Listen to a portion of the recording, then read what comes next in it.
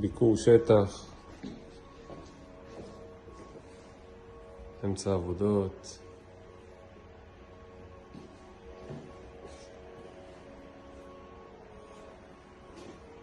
חלון פה גדל, כל הגודל הזה,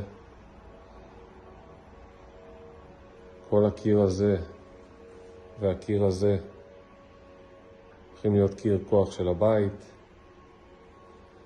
שברנו את החדר ארונות שהיה פה, הגדלנו את המטבח. כל זה הופך להיות קיר כוח יחד עם זה, קיר כוח משמעותי בתוך הבית. ארונות גבוהים, אי שהולך להיות בגודל הזה.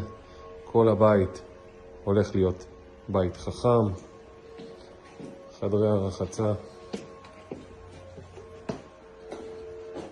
מוכנים לעריכים.